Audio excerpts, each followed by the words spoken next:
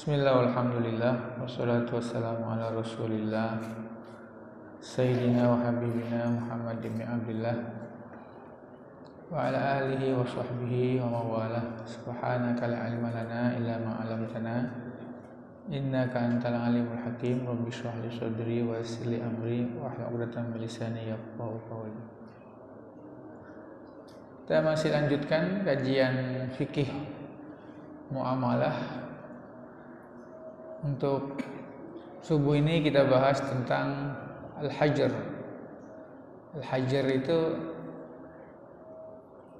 dalam bahasa Arab artinya sama dengan al-mana', yaitu mencegah pada orang-orang yang ada kriterianya, kategorinya dalam berjual beli. Tidak semua orang bebas untuk berjual beli. Apabila ada didapati 6 golongan ini, maka pemerintah bisa untuk menghajarnya, yaitu mencegahnya, yaitu larangan membelanjakan harta. Faslun wal hajru ala sittatin. Larangan berbelanja itu pada 6 orang. Pertama as-sobi, anak kecil. Kalau anak kecil itu tidak boleh melakukan jual beli. Seandainya ada seorang anak menjadi pewaris, misalnya orang tuanya kaya raya, kemudian meninggal, dialah salah satu ahli warisnya, tapi umurnya masih sobi, masih kecil, masih anak kecil, maka hartanya tidak bisa diberikan kepada dia, tapi pemerintah mengangkat satu wali yang mengurusi hartanya sampai anak ini baligh. Apakah sudah cukup baligh? Belum. Dalam Al-Quran disebut surah An-Nisa, disebutnya adalah sampai dia rusyud. Rusyud itu usia yang kira-kira bisa mengelola keuangan. Jadi kalau ada pewaris tunggal, bapaknya kaya raya, ibunya meninggal, bapaknya meninggal, nggak punya saudara, dialah satu-satunya pewaris, dan dia masih sobi, bahkan sudah baligh pun tapi nggak bisa mengurus harta, maka pemerintah mengangkat satu wali untuk mengurusi hartanya. Dalam Al-Quran disebutkan fa'in anastum minhu rusydan. Nah, kata Allah, kalau kalian sudah yakin anak ini sudah bisa mengelola hartanya, fatfa'u ilaihim amwalahum, berikan hartanya. Itu yang pertama, as-sobi. Yang kedua, wal majnun. Majnun itu orang gila. Kalau ada orang gila punya harta misalnya, atau dia tadinya orang kaya, orang waras, tapi karena sesuatu hal gila, maka hartanya dihajar, hartanya disimpan, dipegang oleh pemerintah, dan dia tidak boleh mengelolanya, karena nanti bisa bahaya, nanti bisa salah-salah. Maka dia angkat satu wali untuk mengurusi hartanya. Kemudian yang ketiga, was-safih al-mubadzir limalihi. Orang yang safih. Sapi itu orang yang ya tidak bodoh lah, ya bisa maaf, seperti kebutuhan khusus, orang berkebutuhan khusus, kayak autis gitu Pak ya, kayak autis, atau ya dia tidak gila, tapi dia berkebutuhan khusus. Kalau dia mempunyai, misalnya mendapat warisan harta yang banyak, maka dia nggak bisa mengurusinya. Harus pemerintah mengangkat satu wali, dan wali tersebut dikontrol oleh pemerintah. Ya, walinya bisa pamannya, bisa sepupunya, bisa saudaranya, atau pemerintah menentukan yang bukan saudaranya yang bisa amanah dalam mengelola harta orang tersebut. Yang keempat adalah muflis. Muflis ini orang yang bangkrut. Muflis ini dari kalimat fulus, Pak. Fulus itu kan duit. Kalau muflis, orang tak punya duit. Maksudnya apa? Bangkrut. Dia yang sudah bangkrut, pailit, banyak hutangnya, maka orang tersebut hartanya dihajar, hartanya dipegang oleh pemerintah untuk melunasi hutang-hutangnya dulu, kemudian dia diblokir. Karena takutnya dalam masa kebangkrutannya itu dia ngutang sana ngutang sini, itu kan merugikan orang yang dihutanginya. Dibikin pilot. Nah, kalau kita dibikin apa Pak? Namanya di perbankan itu sudah namanya sudah masuk catatan namanya. Kalau di dalam bank tuh namanya BI checking. Gitu kayak BI checking, nama dia sudah, ini jangan lagi nih, bahaya nih kalau di kredit jangan dikasih. Dalam Islam juga seperti itu. Orang yang muflis seperti itu. Walaupun Nabi katakan atadruna manil muflis. Kalian tahu nggak orang muflis? Siapa muflis itu? Kata sahabat, orang yang bangkrut. Kata Nabi bukan. Muflis itu kata Nabi orang yang di akhirat nggak punya amal sama sekali, yang ada hanya dosa saja. Itu muflis akhirat. Jadi kalau muflis dunia itu yang sudah bangkrut, pilot. Nah, orang seperti ini pemerintah harus menghajar, menguasai hartanya, membayar hutang-hutangnya, baru dia kalau sudah beres hutangnya semua, tidak ada sangkutan, baru hartanya diserahkan kepadanya kembali. Kemudian yang kelima, wal marid, orang yang sakit yang mengkhawatirkan, sakit yang sebutnya wal marid maradul maut. Sakitnya itu sakit yang akan membuat dia wafat, yang akan membuat dia mati. Orang seperti ini hartanya juga dipegang oleh pemerintah. Kenapa? Karena takut dia itu sudah tidak ada semangat hidup di dunia, sehingga akhirnya dia itu banyak bersedekah. Nah, makanya untuk yang sakit ini berapa yang dicegah? Fi mazada ala thuluth, yaitu kalau melebihi sepertiga hartanya. Kalau ada orang yang kaya raya, kemudian dia sakit, sama dokter diponis sakitnya ini akan merenggut nyawanya dalam beberapa bulan atau dalam beberapa tahun, maka pemerintah pegang hartanya, sepertiganya ini silahkan dia pakai, tapi lebih dari situ jangan. Takutnya dia terlalu boros untuk bersedekah, sehingga ketika dia terlalu boros, namanya dia menyangka umurnya sudah pendek, nyawa sudah akan dicabut. Biasanya orang seperti ini dia keluarkan hartanya itu sebanyak-banyaknya untuk beramal.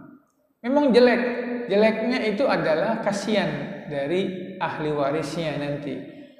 Begitu meninggal nggak meninggalkan harta warisan. Ini Islam tidak mau seperti ini. Kita harus juga memikirkan ahli waris.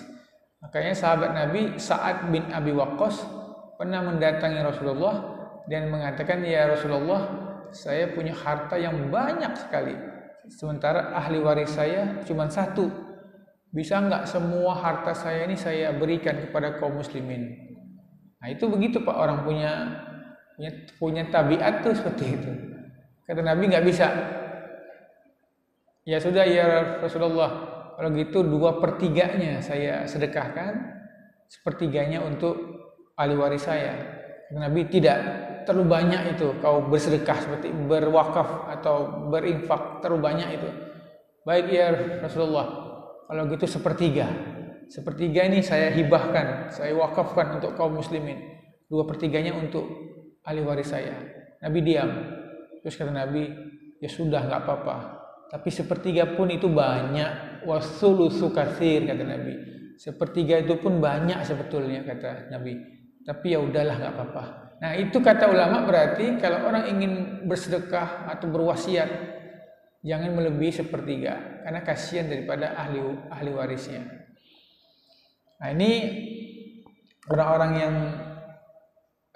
mubazir namanya, memboros-boroskan harta karena apa? Karena bentuk ya, orang yang sakit itu tidak boleh 1/3. Baik, yang berikutnya adalah al-mubazir. Mubazir nih ya bahasa kita itu boros. Orang yang punya harta banyak tapi diboros, keluarkan duit sebanyak-banyaknya. Nah, ini pemerintah bisa ngecek dari belanjanya. Wah, bahaya ini. Karena mubazir itu bisa merusak ekonomi juga. Orang-orang yang berlebih-lebihan itu bisa merusak ekonomi juga, membuat ketimpangan. Sehingga dalam fikih Islam, orang yang mubazir itu, mubazir yang terlalu boros, itu juga ditahan hartanya oleh pemerintah dan diizinkan belanja melalui pengawasan pemerintah gitu. Dalam dunia bisnis juga seperti itu Pak. Dulu ada Presiden Zimbabwe kalau nggak salah saya, atau lupa ya, Presiden Zimbabwe yang rakyatnya menderita tapi dia sangat boros berbelanja itu. Sekali belanja itu bisa puluhan miliar. Sehingga akhirnya Bank Dunia itu menghukum dia. Sehingga ketika belanja itu udah diboikot. Dia belanja ke Singapura diboikot. Kartunya itu tidak bisa berfungsi karena dianggap rakyat Anda itu menderita sementara Anda belanja sebanyak ini. Mubazir itu kan merusak, Pak. Misalnya dia belanja dibuang, beli buah satu hari 7 macam buah misalnya, itu merusak, itu nggak dimakan semuanya, yang lainnya dibuang. Itu kan merusak tatanan ekonomi. Innal mubadzirina min ikhwani syayatin. Orang yang mubazir itu termasuk sahabat-sahabatnya syaitan. Sehingga orang yang mubazir, pemerintah melihat belanjanya sangat banyak, udah banyak belanja dibuang lagi, atau banyak belanja tidak ada berfaedahnya, ini kan bahaya. Maka orang seperti ini dihajar, diboikot, hartanya ditahan, kemudian dia dikasih belanja dibatasi supaya tatanan ekonomi ini tidak rusak seperti itu. Baik. Dan yang terakhir ya tidak ada itu hamba sahaya. Hamba sahaya itu dicegah, dipegang hartanya, dan semua transaksi jual belinya tergantung kepada tuannya, yang memilikinya. Ya tentunya sekarang tidak ada seperti itu, Pak. Baik, kita masuk ke anak bayi tadi atau anak kecil. Ada sebagian ulama mengatakan kalau anak kecil yang kira-kira sudah mumayyiz, yang mumayyiz ini sudah 7 tahun, 8 tahun, sudah bisa makan sendiri, minum sendiri, bisa nyambung, diajak bicara, itu boleh dia bertransaksi jual beli, tapi dalam masalah satu menerima hadiah. Nah, menerima hadiah itu kan bagian dari muamalah. Nah, kalau yang menerima hadiah harus balik juga repot, Pak, ini. Ya, kalau dia bisa menerima hadiah boleh. Kedua, kalau dia belanja yang sifatnya itu adalah istihqar, haqarat, beli barang itu yang murah-murah, permen, coklat, itu nggak masalah. Ya kalau kita suruh anak kita beli gula di toko, nggak apa-apa, Pak. Oke, wah ini nggak boleh nih, ini adalah asobi. Masa anak kita sudah tunggu balik dulu, Pak, baru kita suruh beli teh, beli apa, repot itu. Ada ulama mengatakan kalau yang dibeli itu barang-barang yang murah-murah, tidak akan menimbulkan sengketa, ya sudah, nggak apa-apa. Walaupun yang penting dia sudah mumayyiz, walaupun belum balik. Nah, tapi kalau kita suruh ikut tender, Pak, nah itu nggak bisa. Ikut tender atau ini bisnis nggak bisa. Harus sudah balik, harus sudah rasyid namanya. Rasyid itu pintar dalam mengelola keuangan. Makanya dilatih itu. Di Al-Quran bilang wabtalul yatama, dilatih anak-anak itu. Kan dalam surah An-Nisa itu kan sebetulnya turun ayat karena seorang anak yatim, tapi orang tuanya meninggalkan harta yang banyak. Nah, makanya apa? Wabtalul yatama. Tolong dilatih. Anak kita tuh kalau sudah balik, kita latih dia. Kita kasih duit, kita suruh bisnis kecil-kecil bisa, terus baru dikasih kepercayaan penuh supaya benar-benar kita yakin dia bisa mengelola harta, maka baru bisa dilepaskan seperti itu. Terus wa tasarrufu shabi wal majnuni wasafihi ghairi sahihin. Maka transaksi anak kecil, orang gila atau tadi yang orang bodoh tadi tidak sah dalam hukum Islam. Kalau ada anak yang autis atau kekurangan, dia belanja dengan belanja yang banyak, atau dia mengakukan jual beli, jual tanah atau apapun yang kira-kira itu bukan barang murah, atau dia membeli mobil, Pak, mobil itu bukan barang murah, itu nggak bisa. Ada anak autis beli BMW dengan kartu kreditnya dia sendiri misalnya, apa hukumnya? Tidak sah. Maka watasarrufus shabi wal majnun wasafi ghairi sahih wa tasarruful muflis yasihhu fi dhimmatiha. Tidak sah, tetapi kesahihannya itu kata ulama ada tergantung kepada walinya. Ada anak-anak sapi tahu-tahu dia beli mobil 300 juta. Nah, itu bagaimana hukumnya? Tergantung walinya. Kalau walinya tahu, terus walinya mengecek, oh masih bisa ini, masih tidak mengurangi harta. Kata walinya, saya setuju, jalan, Pak, lanjut.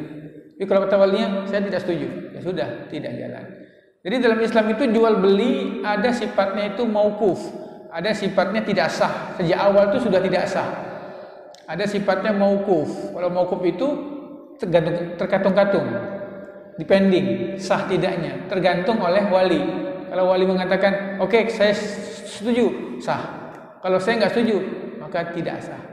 Tapi kalau jual beli dari awal tidak sah itu, contohnya kalau anak tadi adalah kecil sekali, belum mumayyiz, itu dari awal dia sudah dianggap baik. Sedangkan watasarrufus sabi wal majnun wasafi ghairi sahihin, watasarruful muflis yasihu fi dhimmatihi duna ayani. Tapi kalau orang yang muflis tadi, yang bangkrut, itu sah. Kalau dia sifatnya itu adalah fi dhimmah, dia dapat proyek misalnya, dia dapat tugas misalnya, ini tugas tolong dikerjakan, baik saya terima, boleh. Tapi kalau yang lainnya nggak bisa, kalau dia menggunakan hartanya tidak bisa. Kalau dia menggunakan jasa, ada orang bangkrut, ekonomi dia sudah pailit, hartanya dipegang oleh pemerintah, tahu-tahu dia ingin melakukan jasa, dia datangi orang, Pak saya ini bangkrut, harta saya sudah dihajar oleh pemerintah, sudah dipegang, tapi boleh nggak saya misalnya diberi tugas nyuci mobil atau saya nyupirin? Nah, itu boleh Pak, nggak ada masalah, karena itu jasa, tidak berhubungan dengan hartanya, nggak ada masalah. Jadi kalau ada orang bangkrut melamar ingin jadi supir misalnya, atau dia bikin rental, dia yang nyupirin, atau dia bikin jasa, misalnya dia bisa arsitektur, itu boleh, karena itu namanya zimmah. Atau dia misalnya siap mewakilkan zimmah, selama itu tidak berkaitan dengan hartanya. Kalau berkaitan dengan hartanya jangan, karena itu muflis, hartanya sedang dihajar untuk dibayarkan hutangnya. Terus orang yang sakit juga seperti itu, hartanya kalau dia misalnya sakit, tahu-tahu dia membelanjakan hartanya, padahal hartanya sudah dipegang oleh pemerintah untuk kemaslahatan ahli warisnya, tetapi dia diam-diam, dia sedekah, maka bagaimana hukumnya? Tergantung, namanya bukan tidak sah, tapi mauquf. Mauquf itu apa? Tergantung oleh ridho. Ridho siapa? Ridho warasah, ridho calon ahli warisnya. Misalnya dia sebelum meninggal dia bilang, kalau dia bikin di notaris misalnya, saya kalau meninggal setengah harta saya buat panti asuhan misalnya. Nah, ketika meninggal tergantung, notaris bisa panggil ahli waris, orang tua Anda mewakafkan setengah dari seluruh hartanya, Anda mau nggak? Kata ahli warisnya, kami nggak setuju. Ya udah, tidak dijalankan wasiat tersebut karena dianggap merugikan ahli waris. Jadi jual beli itu Pak, ada yang namanya tidak sah, ada namanya mauquf. Kalau tidak sah itu dari awal tidak sah. Seperti anak kecil, orang gila bertransaksi, itu dari awal tidak sah sudah. Tapi ada yang sifatnya mauquf, tergantung. Nah tadi kalau contohnya adalah orang yang sakit tadi, itu tergantung kepada ridho daripada warasah. Atau anak tergantung kepada ridho daripada walinya. Kalau misalnya dia sudah mumayyiz, tetapi dia belum baligh, nah itu tergantung daripada ahli warisnya. Baik, hamba sahaya juga seperti itu. Kalau seorang hamba sahaya berjual beli tanpa ada ridho daripada ahli warisnya, daripada tuannya, maka sah tidaknya itu tergantung kepada tuannya. Kalau kata tuan mengatakan silakan, enggak ya tidak. Itu Pak tentang seputar hajar. Dulu di Arab Saudi kalau Bapak lihat Bang Rojhi itu juga dulu Said Abdullah bin Mahfud. Kalau nggak salah, Syekh Abdullah bin Mahfud itu salah satu bankir terbesar di Arab Saudi. Asli Yaman Pak, asli Yaman. Nah beliau ketika kaya raya itu tertarik dengan syariat, kemudian ingin menutup banknya, ingin jauh dari riba, sehingga akhirnya ahli warisnya itu mendakwah beliau sebagai orang yang safih, orang yang bodoh, orang yang boros. Akhirnya hartanya dipegang oleh pemerintah dan diserahkan kepada anak-anaknya. Nah, akhirnya banknya jalan, karena takut dia terlalu ke agama, nanti akhirnya pabriknya dibubarkan sama dia. Nah, daripada dibubarkan, kata anak-anaknya dikirim ke mahkamah, ke hakim, ini orang tua kami udah agak-agak blank ini. Nah, lebih baik, karena takut Pak, dia mau membubarkan banknya itu. Karena dia takut riba dan lain sebagainya. Akhirnya berbahaya ini. Akhirnya ahli warisnya tulis ke pemerintah, dipegang hartanya dan diserahkan kepada anak-anaknya. Seperti itu. Baik Pak, itu tentang al-hajru yang bisa saya jelaskan. Kalau ke dalam konteks sekarang, kita lihat anak-anak kita itu bisa belanja COD Pak, kadang-kadang. Ya, padahal dia usianya belum balik, kadang-kadang sudah, tapi dia sudah mahir main Tokopedia, main Shopee gitu kan. Itu kadang-kadang juga perlu hati-hati kita itu. Kalau ngasih duit sama anak, ya macam. Kalau memang barangnya itu barang-barang yang sifat-sifatnya murah, oke, di luar mazhab Imam Syafi'i boleh. Tapi kalau di mazhab Imam Syafi'i itu nggak bisa. Karena Pak, ada saya lihat santri saya itu masih belum balik itu. Dia belum balik tapi udah bisa pesan Shopee ya Pak, hebat. Jadi kalau pesantren kan kadang-kadang ada libur. Pesantren itu kalau libur-libur semester, HP kita kasih ke anak-anak. Kita kasih ke anak-anak, ya paling 2-3 hari tarik lagi. Atau ketika masa tur, kan kita ada tur keliling misalnya, Istiqlal kemana, itu HP, atau kita lagi outbound, itu HP kita kasih mana anak. Begitu musim HP selesai, itu banyak barang masuk Pak ke pondok. Banyak barang masuk itu. Ini saya bilang, Masya Allah, coba lihat, cek. Yang pesan tuh anak-anak maaf nih, yang kelas 1 SMP, ada yang saya punya santri kelas 6 SD, belum balik. Tapi barang udah sampai. Pinter lagi, saya bilang, kau tahu beli barang? Tahu Abah katanya. Enak Bah, di Tangerang ini murah. Ini anak Kalimantan Pak. Kalau Kalimantan ongkirnya mahal Abah katanya. Kalau di sini enak ya ongkirnya murah. Kalau di Kalimantan tuh ongkirnya mahal. Begitu di Tangerang dia lihat, oh aduh enak bener gitu, lihat ongkirnya murah, jadi itu bisa ratusan ribu Pak. Oh saya marah itu, wah ini nggak bisa. Akhirnya saya hubungi orang tuanya. Ya belanja itu baju gitu, ada sepatu futsal gitu.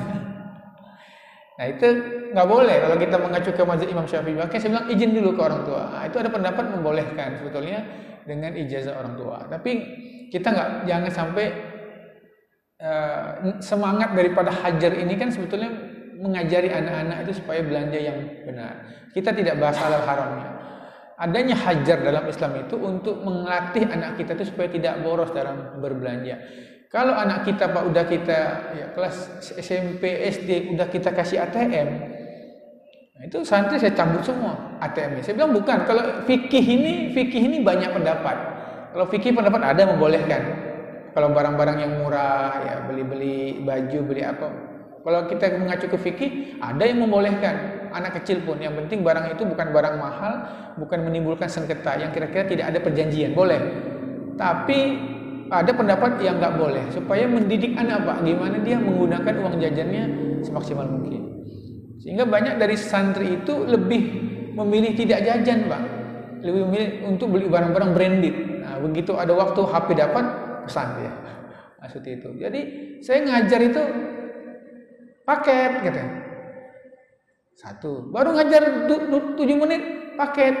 Ini kalau habis liburan gini Pak, wah ini banyak sekali saya bilang ini. Coba cek barang yang dibagikan dulu. Nah itu beli-beli yang nggak faedah sebetulnya. Gitu. Nah ini hajar dalam Islam itu memberi kita pendidikan. Nabi Islam memberikan kita pendidikan bahwa anak dari kecil kita latih Pak dalam menggunakan uang itu. Kita latih supaya kalau mesti kelas 6 SD udah langsung dikasih ATM, apalagi HP sekarang udah tahu. Wah repot Pak. Kadang-kadang memang saya juga minta bantuan sama mereka juga misalnya. Kalau seperti saya bilang, saya mau beli rotan. Nah, rotan yang untuk ngajar atau geprek-geprek sholat subuh. Walaupun saya nggak pernah mukul Pak, santri itu nggak boleh mukul. Tapi untuk nyabet, tak bangun. Abah nih cari, saya bilang keliling nggak dapat. Ada Bah di Shopee katanya. Oh ada. Katanya. Nah, itu datang Pak dengan Shopee. Bilang gila Shopee. Ada Bah, saya bisa cari di Shopee katanya. Luar biasa itu. Kayak kita malam Jumat kita bikin, saya bilang tuh ada namanya mastic gum Pak. Mastic gum tuh damar Australia, itu bisa dibakar pengganti gaharu Pak. Nah, kita kan kalau mewangi ruangan pakai gaharu, mahal. Gaharu kalau Kalimantan kan mahal. Tapi kalau di Yaman tuh pakai mastic gum namanya. Pakai, kalau sana bilangnya luban. Mastic gum itu kayak damar, kalau dimakan bisa kayak permen karet. Nah, itu bisa dibakar Pak. Dibakar itu wanginya ya walaupun di bawah gaharu, lumayan. Nah, saya tanya, saya cari ada Pak katanya. Di mana? Di Shopee ada. Saya pesan ini ya Pak. Datang tuh. Oh gila, sedang ini luar biasa ini. Datang itu barang Pak, saking hebat. Luar biasa ini kalian beli seperti ini. Nah, itu kita latih anak-anak. Jangan sampai anak itu gagal dalam belanjanya karena maaf Pak, beli pemutih. Ya, beli pemutih anak itu. Anak masih SMP udah beli pemutih, beli minuman kolagen. Coba bayangkan Pak. Wah, apa lagi nih? Coba cek dulu. Biar saya lihat untuk apa ini? Untuk langsing Allah katanya. Untuk melangsingkan Pak. Anak-anak sekarang masih SMP sudah memikirkan melangsingkan badan. Itu kan waduh, serem benar itu. Kita lihat sekarang, wah, udah lain eranya sekarang. Dengan gitu, seperti itu sudah bingung. Kadang-kadang kita bingung kan gitu. Kadang-kadang pesan ini Pak GoFood, kalau tahu anak-anak itu kadang-kadang. Kalau di pondok nggak cocok nih makannya, dia lagi nggak selera dengan makanan pondok, didatanginya seniornya, pesankan GoFood saya bayar. Datang GoFood, kan malu saya jadi. Ini apa nih? GoFood Ustaz, wah ini kacau nih. Ini santri keren, santri seperti ini. Saya bilang ini itu makanya semangat hajar itu Pak. Kita kelola belanja anak kita itu harus kita cek. Belanja anak kita cek apa yang dibelanjakan hari ini. Kita ajarin Pak apa yang. Akhirnya saya bikin aturan Pak. Saya bikin aturan tidak ada lagi belanja online, dan kalau online itu masuk dulu ke kita cek dulu. Itu supaya kita melatih anak-anak kita itu supaya jangan bisa mengelola uang dengan baik. Sebab kalau saya bilang, kalau kalian belum mengelola uang sendiri, masuk pakai uang jajan, kalau kita beri uang jajan sama anak-anak, tapi kita nggak ajari cara mereka berbelanja, nanti rugi Pak. Begitu dia besar, dia tidak bisa mengelola harta. Kalau saya ingat Pak, saya itu pesantren sama orang tua di awal bulan dikasih duit 20.000. Ini 20.000, jatah kau sebulan. Nah, itu kita pening Pak. Mikir 20.000 tuh, oke, ini 1 bulan. Donat itu saya ingat waktu itu donat itu harganya 700 perak. Sama 1.000 tuh donat satu. Berarti nggak cukup tiap hari beri donat itu. Karena 20 hari aja. Nah, kalau yang ini ya 10-nya ngutang. Jadi anak-anak 10-nya ngutang. Nanti datang uang lagi. Nah, itu makanya koperasi pesantren itu nggak pernah untung Pak. Rugi itu diutang di isinya gitu kan. Jadi harus kita didik anak kita bagaimana jangan gemar-gemar berhutang, karena kadang-kadang dari uang jajan yang kurang cukup itu kadang-kadang membuat anak kita suka berhutang gitu. Suka berhutang. Kalau udah suka utang Pak, biasanya suka bohong. Nah, suka bohong, lama-lama utang 20.000 karena nggak ingat dibilang 15.000. Ini kan nggak baik. Jadi pengelolaan keuangan juga harus kita ajarkan. Jangan kita hanya semangat ngasih uang jajan, tapi ketika dia belanjakan kita juga harus mengontrolnya. Baik. Pasal yang kedua ya Pak, supaya kita bisa cepat habiskan. Dalam fikih Islam ada yang disebut namanya hawalah atau hiwalah, yaitu memindahkan hutang. Nah, itu di dalam Islam juga ada sebutnya hiwalah, itu adalah memindahkan hutang. Kalau misalnya saya punya hutang ke Pak Unggal misalnya, Pak Unggal saya punya hutang, tapi Pak Yani punya utang juga sama saya. Nah, saya pindahkan. Pak Unggal utang saya nanti dibayar sama Pak Yani karena Pak Yani punya utang sama saya. Nah, gitu. Juga dalam Islam dibolehkan hukumnya. Sebutnya adalah hawalah. Nah, dalam perbankan sekarang yang sebutnya itu adalah transferan. Nah, itu juga bisa perpindahan uang. Giro pinjaman uang. Itu bisa juga sebutnya kalau kita ke bank itu namanya hawalah kalau di Arab. Syaratnya bagaimana? Sah. Satu adalah ridhol muhil, keriduan dari yang memindahkan, wa qabul muhal, dan yang dipindahkan juga menerima. Ya, saya juga oke, Pak Yani juga oke. Nah, itu bisa. Kalau Pak Yani tidak setuju, kalau Pak Unggal nggak setuju, saya nggak setuju Pak Madi. Saya nggak ada hubungan dengan Pak Yani. Saya ke Bapak, jangan pindah-pindah kan. Itu boleh. Karena memang muhalnya tidak mau. Itu hukumnya adalah dibolehkan selama ada ridho. ya ada ridho dari belah pihak, kemudian sepakat dari segi hartanya, jumlah hutangnya harus sama, kemudian juga jenisnya harus sama, dan jatuh temponya juga harus sama. Maka hal yang seperti itu hukumnya adalah boleh. Baik, berikutnya boleh nggak ada jaminan atau doman? Kita udah bahas tentang gadai. Kalau gadai sudah kita bahas bagaimana hukum gadai. Sekarang namanya dalam Islam namanya doman. Doman itu dia menjamin. Berikan saja dia pinjaman. Nanti biar saya yang menjamin kalau ada apa-apa. Nah, dalam Islam bagaimana hukumnya? Boleh. Nah, boleh saja hukumnya menjamin hutang orang, tetapi ada faktor resiko. Kalau orang yang kita jamin itu tidak membayar, maka hutang itu menjadi tanggungan kita. Nah, tanggungan kita yang akhirnya menjadi tanggungan. Nah, ketika kita mengatakan silahkan beri dia pinjaman, saya yang domin itu saya yang tanggung. Begitu orang tersebut lari tidak membayar hutangnya, maka kita harus menggantikan utang tersebut, dan nanti kita yang akan mencari orang tersebut untuk kita ambil hak kita. Kemudian namanya kafalah badan juga. Kalau orang yang terkena kasus pidana lalu dia mau dipenjarakan, kita datang, saya menjamin nggak usah ditangkap dia, nggak usah dipenjara, biarkan dia, nanti biar saya yang akan menjaminnya. Itu juga dalam Islam dibolehkan, namanya kafalatul badan. Nah, tapi selama itu bukan urusan yang hak adami. Itu boleh kalau urusan hak adami, bukan hak Allah. Di dalam Islam itu ada dua pidana, Pak. Ada dua tindak kejahatan. Ada kejahatan hak Allah, ada kejahatan hak manusia. Kalau membunuh itu jatuhnya adalah hak Allah itu. Kalau berzina itu jatuhnya hak Allah itu. Tapi kalau misalnya pencurian, kalau misalnya perdata, itu namanya hak adami.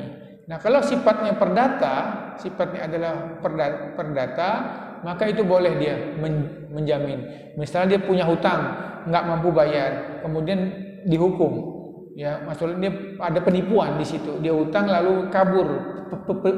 Dia ada uang tapi dia nggak mau bayar, kemudian dia juga menipu. Terjadi penipuan, lalu dihukum penjara. Sebelum sidang kita bilang biar saya yang jamin, saya yang jamin. Nah, tapi kalau itu haknya adalah hak Allah, seperti dia membunuh atau dia mencuri, itu nggak bisa dijadikan jaminan karena itu hak Allah. Nah, kalau hak Allah itu nggak bisa gugur, Pak. Hak Allah itu nggak bisa gugur dengan pemaafan. Tapi kalau hak manusia bisa gugur dengan pemaafan.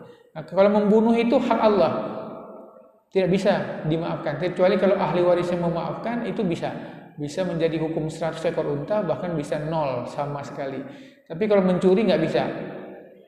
Walaupun yang dicuri memaafkan tidak bisa. Kalau sudah masuk ke persidangan. Tapi kalau belum masuk ke persidangan bisa. Ya, ada sebuah riwayat seorang sahabat dicuri barangnya, kemudian ditangkap sama dia, dilaporkan ke Rasulullah. Kata Nabi, berarti mencuri ini, kita potong tangannya.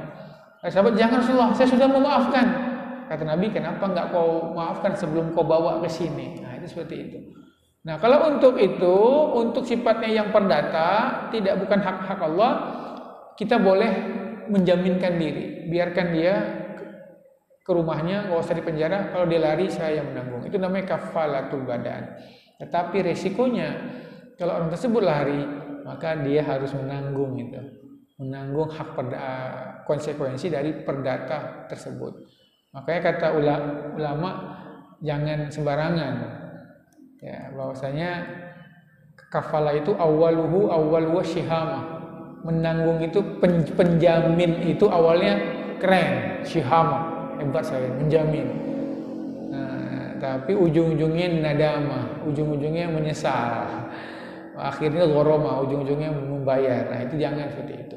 Baik, Pak, ini yang bisa saya jelaskan tentang bab fikih muamalah. Mungkin ada yang kita diskusikan atau ada yang kita bicarakan, atau ada Bapak yang tanyakan, silahkan. Wallahu a'lam bishawab.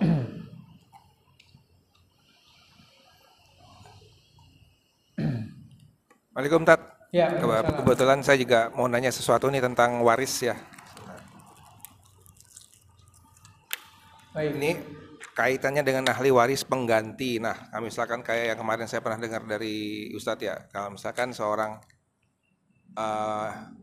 kakek punya anak, anaknya meninggal duluan. Kemudian kalau dalam hukum Islam, apakah ada ahli waris pengganti ke cucunya misalkan? Sedangkan si kakek itu masih punya anak laki-laki. Dan kalaupun bisa, apakah itu ada hadisnya atau bagaimana, Tat? Itu jadi gimana Pak? Kakeknya meninggal? Iya. Duluan bapaknya ya? Duluan bapaknya. Jadi bapaknya punya anak. Nah, si anaknya itu seharusnya nggak dapat kalau dalam hukum Islam nggak dapat waris karena masih punya saudara paman-paman yang laki-laki.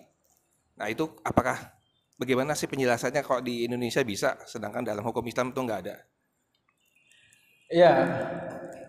Kalau dalam fikih Islam klasik, ahli waris itu bisa mendapatkan kalau memang dia ada ketika pewaris itu dapat kalau yang mewariskan itu hidup, yang mewariskan itu meninggal duluan. Kalau dia meninggal dulu dari yang mewariskannya, anak meninggal dulu sebelum bapaknya, maka anak tadi nggak mendapatkan warisan. Kalau bahasa Indonesia itu mati nolak waris namanya. Mati nolak waris itu kalau ada seorang anak, dia meninggal dulu sebelum ayahnya. Dia meninggal tahun 2001, ayahnya meninggal tahun 2002. Berarti ketika ayahnya meninggal, anak ini nggak dapat waris karena dia meninggal duluan. Itu jelas. Karena tidak terjadi kewarisan di situ. Karena sesuatu yang dihukumi warisan ketika meninggal. Nah, tapi banyak kasus di Indonesia juga di seluruh dunia. Ada seorang yang panjang umur, dia orang kaya tapi dia orang beruang tapi panjang umur. Sampai umur udah tua belum meninggal. Malah dia punya anak meninggal duluan. Nah, sehingga ketika anaknya meninggal, dia masih hidup. Nah, begitu dia meninggal, cucunya minta jatah ayahnya yang meninggal duluan dari kakeknya. Tidak dikasih karena maaf, ayah Anda meninggal dulu, bapak kamu meninggal dulu sebelum kakek, jadi nggak dapat harta dari kakek. Itu namanya mati nolak waris. Ini jadi polemik akhirnya. Nah, jadi polemik. Nah, di Indonesia dipikirkan oleh seorang akademisi namanya Prof. Hazairin. Ya, beliau tidak pesantren Pak, tidak juga ahli waris dalam artian kitab-kitab klasik kuning, enggak. Tapi beliau seorang akademisi, beliau bikin yang namanya ahli waris pengganti. Dari mana sandarannya? Dari Al-Quran. Yaitu surat firman Allah Subhanahu wa taala, "Wa likullin ja'alna mawaliya mimma tarakal walidani wal aqrabun." Setiap golongan itu kami angkat seorang mawali. Mawali itu sebetulnya dulu adalah tuan gitu ya. Kalau seorang hamba sahaya meninggal, maka tuannya bisa mengambil hartanya. Tapi diartikan mawali itu adalah ahli waris pengganti. Nah, sehingga dengan inilah dianggap bahwa cucu bisa mengambil harta dari kakeknya walaupun bapaknya meninggal duluan, tapi sebagai ahli waris pengganti. Yang jatahnya itu tidak boleh melebihi setingkat dengan bapaknya. Jadi kalau misalnya misalnya kita bilang Abdullah punya anak misalnya 3, punya anak. Nah, Abdullah ini punya anak Muhammad, Ahmad, Ruqayyah. Muhammad, Ahmad, Ruqayyah. Terus 3 anak ini punya anak semuanya. Nah, Abdullah ini belum meninggal, tapi Ahmad sudah meninggal duluan. Nah, maka anaknya Ahmad ini bisa nggak menuntut harta ketika Abdullah ini meninggal? Si Ahmad meninggal tahun 2000, Abdullah tahun 2005. Anaknya Ahmad ini yang meninggal duluan bisa nggak menuntut? Dalam fikih Islam nggak bisa, karena bapaknya meninggal dulu baru kakeknya. Tetapi Prof. Hazairin ini mengatakan dapat. Karena itu disebut ahli waris pengganti. Sehingga apa? Anaknya Ahmad ini bisa dapat, tapi di bawah hasil dapatnya itu di bawah dari yang sederajat dengan Ahmad. Nggak boleh melebihi dari Ruqayyah, nggak boleh melebihi dari Muhammad. Karena dianggap dia adalah ahli waris pengganti. Sayangnya Pak, disebut ahli waris pengganti, tapi juga nggak ditentukan jumlahnya. Masih ngambang, pasalnya pendapat ini pun masih ngambang. Prof. Haizairi hanya mengatakan dia bisa menggantikan. Berapa jumlahnya? Di bawah paman-pamannya, di bawah bibik-bibiknya. Sehingga akhirnya menjadi diskusi terus sampai sekarang. Ada yang mengatakan sepertiga, ada yang mengatakan setengahnya, ada yang mengatakan sama. Nah, itu masih menjadi perdebatan sampai dengan sekarang belum selesai. Tapi kalau ditanya apakah ada dalam fikih Islam, nggak ada Pak. Tapi kalau dalam fikih sekarang dianggapnya ahli waris pengganti. Nah, itu dianggap itu adalah kemajuan daripada hukum Islam di Indonesia. Tetapi bagi para ustadz-ustadz nggak boleh. Itu ada Pak, di pasal 185 ada di kompilasi hukum Islam digantikan itu. Nah, itu dianggap ijtihad. Yang itu ijtihad ulama waris kita. Dan itu kalau nggak salah akhirnya dilemparkan pada tahun 91, dilemparkan oleh Presiden Soeharto untuk dibuat namanya kompilasi hukum Islam Indonesia. Kira-kira pendapat ini masuk akal nggak gitu. Lalu didiskusikan dalam lokakarya, dalam seminar, akhirnya disetujui Pak. Disetujui, maka di kompilasi hukum Islam itu disetujui bahwa ahli waris pengganti itu bisa dapat, dan itu disahkan. Keluarlah impres, instruksi Presiden tahun 91 oleh Pak Presiden Soeharto, dikeluarkanlah kompilasi hukum Islam Indonesia yang mengakui ahli waris pengganti itu ada, meskipun dalam hukum Islam itu sebetulnya tidak ada. Nah, ini bagaimana sekarang kompilasi hukum Islam itu? Ya, tergantung hakim, karena KHI itu impres, tidak mengikat sifatnya. Hakim mau pakai silahkan, nggak pakai juga nggak ada masalah, karena ini sifatnya itu impres, bukan undang-undang. Kalau undang-undang, hakim harus pakai di situ. Undang-undang pun Pak, kalau undang-undang perkawinan tahun 74, nomor 1 tahun 74, apakah hakim pakai itu? Wajib. Tapi hakim juga boleh buang itu kalau menganggap hukum yang di atasnya berbeda. Jadi uang yang wajib dipakai oleh hakim itu hukum Belanda kita Pak, hukum perdata kita, BW itu namanya, Burgerweg. Itu yang paling wajib. Kalau undang-undang pernikahan wajib sih, tapi kalau mau dibuang juga nggak apa-apa.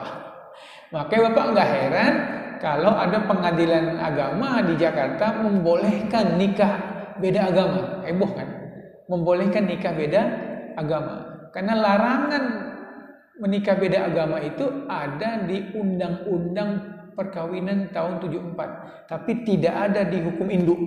Hukum perdata kita yang induk, yang warisan Belanda itu membolehkan Pak nikah beda agama itu. Nah, sehingga kalau hakim yang merasa saya pakai hukum yang induk, nggak pakai undang-undang, namanya kitab undang hukum perdata, saya pakai ini. Nggak heran. Ada artis yang ketika di pengadilan agama tidak disahkan nikahnya karena beda agama, kemudian dia kasasi ke Mahkamah Agung, akhirnya disahkan sama Mahkamah Agung karena yang hakim yang di Mahkamah Agung itu lebih memilih hukum induk kita, hukum perdata induk yang warisan Belanda itu daripada undang-undang perkawinan. Karena undang-undang perkawinan kan tahun 74, kalau hukum Belanda dari awal negara didirikan. Itu ngeri Pak. Itu parahnya itu seperti itu. Jadi kalau seperti itu ya hal yang wajar gitu. Nah, maka bagaimana dalam hukum kita? Nggak ada ahli waris pengganti. Lalu kalau ingin memberikan kepada ahli waris pengganti itu bagaimana? Kita bisa dengan cara menghibahkan, biar dibagikan dulu kepada paman-pamannya, harta itu dibagikan sama paman-pamannya, kemudian kasihan nih ponakan kita, udah yuk kita urunan, kita kasih dia, itu bisa hibah. Tapi kalau dari awal sudah dibikin bagian, dari awal dia sudah diberikan, hukum fikih mengatakan itu hukumnya tidak sah. Dan itu katanya ijtihad dari Prof. Haizairi, dan beliau maaf bukan seorang ulama, tapi beliau ada seorang akademisi saja, dan beliau mentafsirkan kalimat mawali itu di luar tafsir para ulama terdahulu. Nggak ada ulama terdahulu yang mengartikan mawali itu adalah ahli waris pengganti, itu nggak ada gitu. Baik, ada istihad di di Mesir ya. Di Mesir itu pakai wasiah wajibah ada. Itu juga istihad wajibah. Masih Pak, itu masih masuk akal.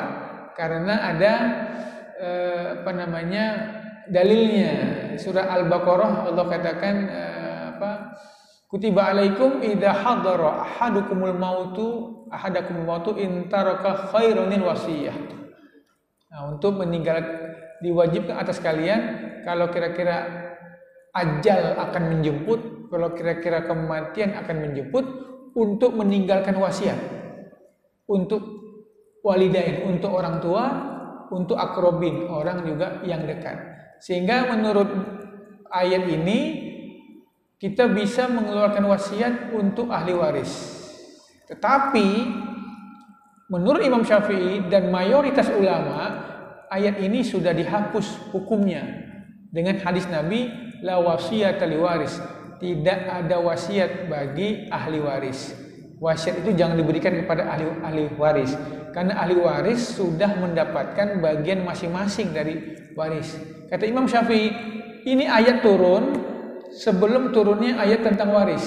Begitu turun ayat tentang waris, suami sekian, ayah ibu sekian, anak perempuan sekian, anak laki-laki sekian, maka ini nggak berlaku lagi kata Imam Syafi'i. Karena wasiat ini hanya untuk di luar ahli waris. Ditambah lagi didukung oleh hadis Nabi, la wasiyata li waris. Tidak ada wasiat untuk ahli waris. Nah, makanya kalau di Mesir itu, kalau ada cucu atau anak yang tidak ada warisan, misalnya dia cucu dari anak perempuan misalnya, kan nggak dapat warisan itu.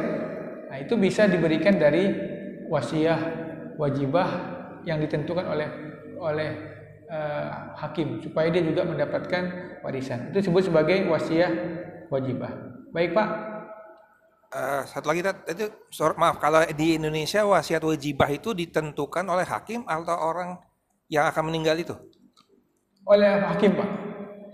Kalau ditentukan oleh orang itu ya jelas dibolehkan. Walaupun si cucunya atau orang yang dijadikan wasiat wajibah itu orang Kristen, bisa?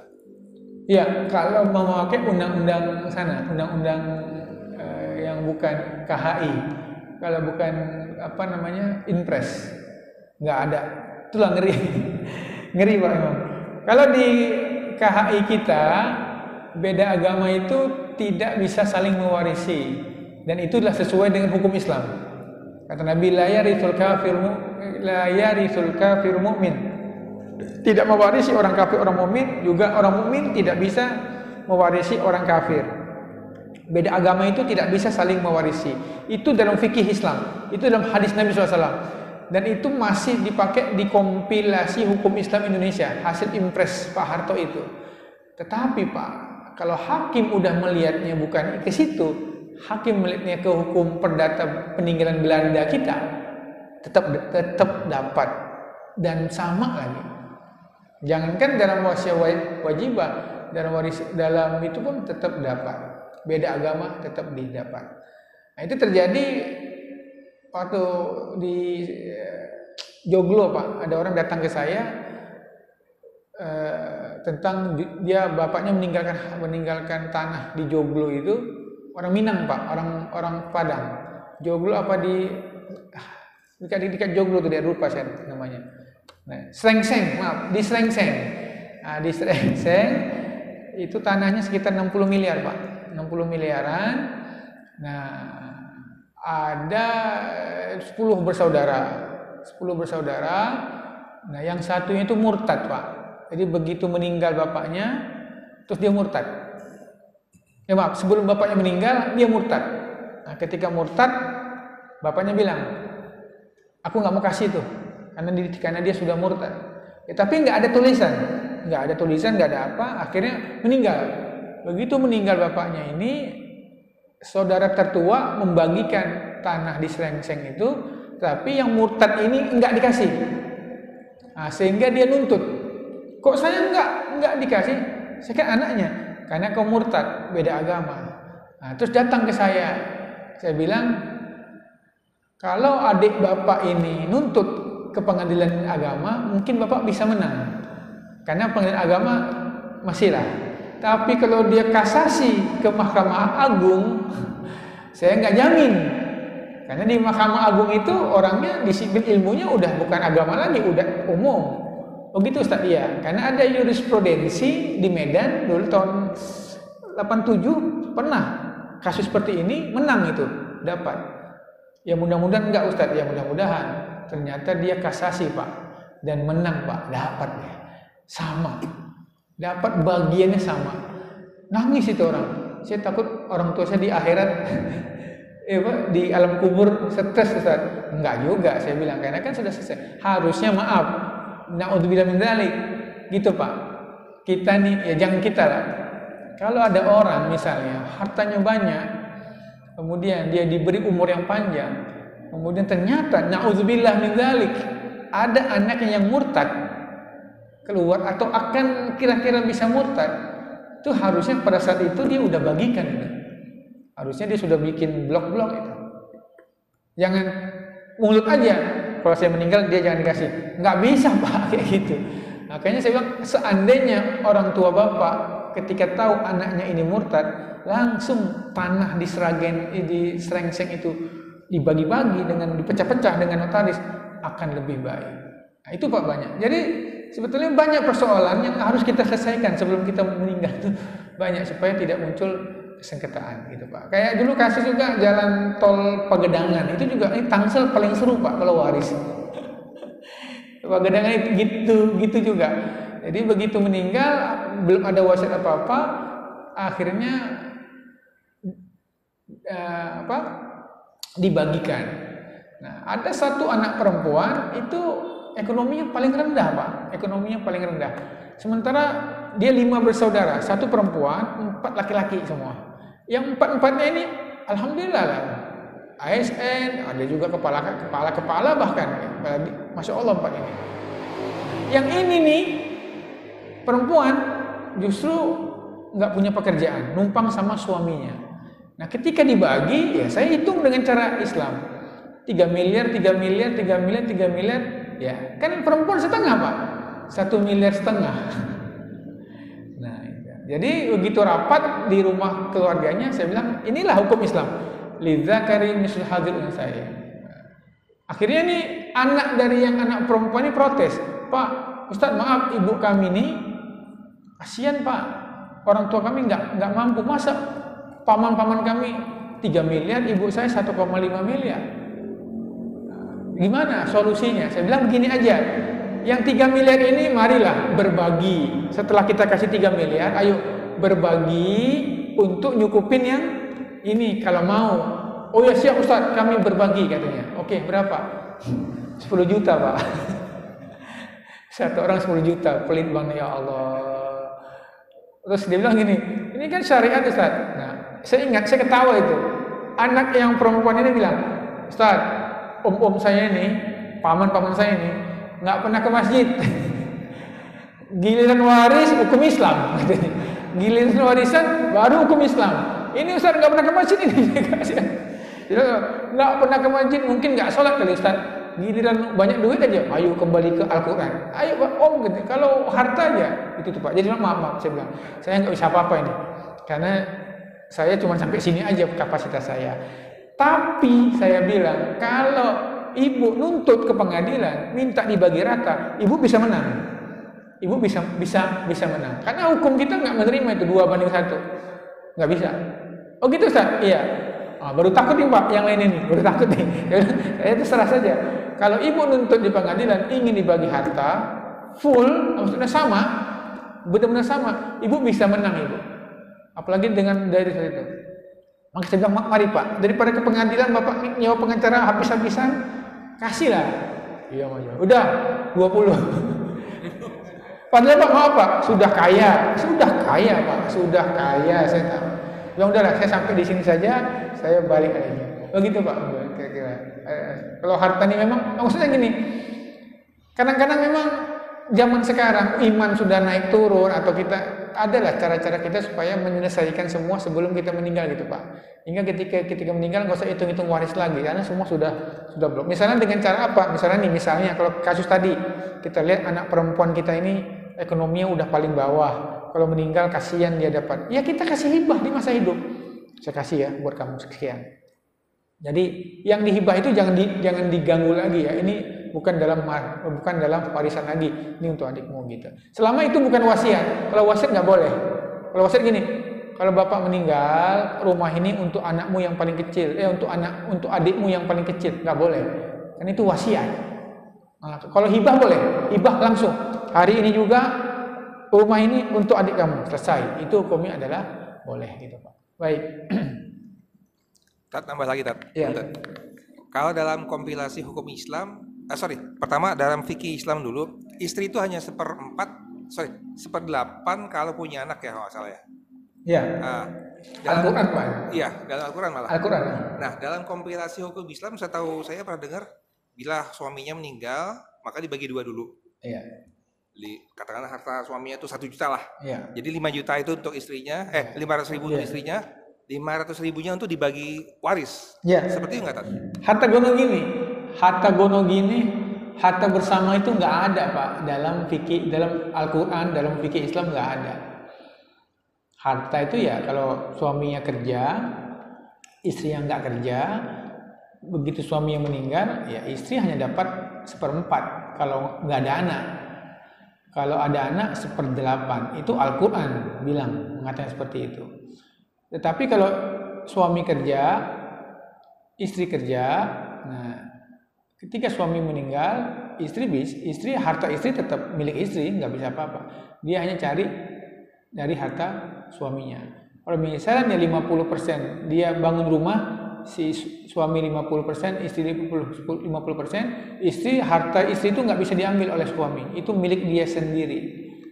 Nah, tapi yang namanya gonogini lain. Kalau gonogini ini nggak peduli Pak, mau istri kerja, mau suami kerja, pokoknya harta yang dihasilkan setelah pernikahan itu adalah harta bersama. Sehingga kalau terjadi perceraian, maka dipotong 50%.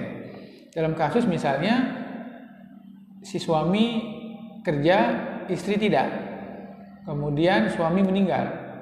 Istri berapa dapatnya? Dia dapat setengah dengan cuma-cuma. Itu disebut sebagai harta bersama. Baru dia dapat lagi. Dari setengahnya dapat lagi. Berapa dapatnya? Tergantung. Kalau suami punya anak, berarti 1/8. Kalau suami nggak punya anak, dia juga nggak punya anak, jelas 1/4. Begitu. Nah, itu gonogini dicetuskan juga oleh ulama Indonesia. Ulama Indonesia juga seperti itu. Kenapa? Karena menganggap kasihan kalau istri itu dapat cuma 1/8. Sementara dia yang merintis hidup sama suaminya. Jadi kalau dapat 1/8 ya sedikit sekali. Misalnya suami meninggal, hartanya 800 juta. Dia hanya dapat 100 juta. Sisanya untuk anak laki-laki. Sisanya untuk anak perempuan. Kan kasihan berarti ibunya gitu. Tapi kalau dalam hukum Islam enggak, masa anak perempuan tega sama ibunya, kan enggak, pasti diayomi kan. Tapi ya mungkin nggak tahu udah berubah, peradaban kita ini berubah. Nah, kenapa berubah Ustaz? Karena gini Pak, terjadi dulu ada seorang bapak sakit-sakitan, maksudnya nikah sama seorang perempuan, cerai, dia punya anak laki-laki satu. Kemudian anaknya ini nggak mempedulikan dia karena dendam sama ayahnya, sehingga akhirnya laki-laki ini nikah lagi dengan perempuan. Perempuan ini akhirnya yang membuat dia alhamdulillah gitu, membuat dia sehat, diurusi penyakitnya, perempuannya juga bekerja, mengeluarkan uang. Meninggal bapak ini. Nah, tahu-tahu anak laki-laki yang udah lama nggak ngurus bapaknya ini datang, Bu, saya minta, karena ibu cuma 1/8, sisanya buat saya. Nah, ini yang terjadi juga banyak.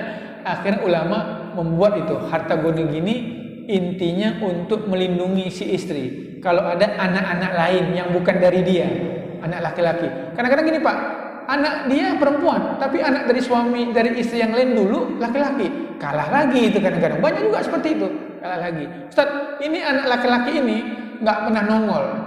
Selama saya nikah sama ayahnya nggak pernah muncul musuhi kami. Setelah ayahnya meninggal baru datang ujuk-ujuk minta bagian gitu. Nah makanya bagaimana harta gono gini ini dibolehkan oleh ulama kita, termasuk Profesor Dr. Muhammad Hasbi As-Siddiqi. Itu ulama terkenal Pak ya, itu alim, itu orang alim dengan dalil bahwasanya di rumah tangga itu istri itu berhak mendapatkan setengah saham. Kenapa? Karena dia manajer. Karena dia masak bukan wajib bagi dia. Dia nyuci setrika, dia nyuciin baju, kan nggak dibayar. Padahal itu kan nggak wajib. Istri boleh kan minta upah Pak kalau dengan usahanya, maka dia pantas mendapatkan setengah dengan cuma-cuma karena itu upah dari dia mengurusi rumah tangga yang tidak ada gajinya. Akhirnya undang-undang kita membolehkan harta gono gini, sama undang pernikahan juga membolehkan harta gono gini sehingga dibolehkan. Tetapi itu dijadikan orang juga untuk bikin hancur juga Pak. Lelaki yang nggak ada duit, modal dengkul, nikahi janda kaya, nanti begitu 5 tahun ceraikan, dapat setengahnya gitu. Nah sehingga akhirnya pembagian 50-50 juga akhirnya tidak lagi jadi acuan, tidak lagi acuan. Ada kasus di pengadilan negeri, pengadilan agama, KDRT Pak, KDRT suami yang nampar istrinya sampai bengkak-bengkak gitu. Itu begitu cerai hanya dikasih 10% dari seluruh harta. Nah, jadi gono gini nggak harus meninggal Pak. Cerai baik-baik pun dapat. Cerai baik-baik pun dapat. Kalau meninggal itu rata-rata 50-50 karena kan cerai baik-baik. Tapi kalau harta gono gini itu cerainya ada cerai KDRT, si suami pengangguran, kerjaannya minta makan sama istrinya, tahu-tahu dia nampar, terus minta cerai. Itu biasanya hakim ngasih cuma 10% dari harta gono gini tadi, tidak 50-50. Ya Pak, baik. Kita tutup Pak dengan doa kifaratul majlis. Subhanakallahumma bihamdika asyhadu an la ilaha illa anta astaghfiruka wa atubu ilaik. Assalamualaikum warahmatullahi wabarakatuh.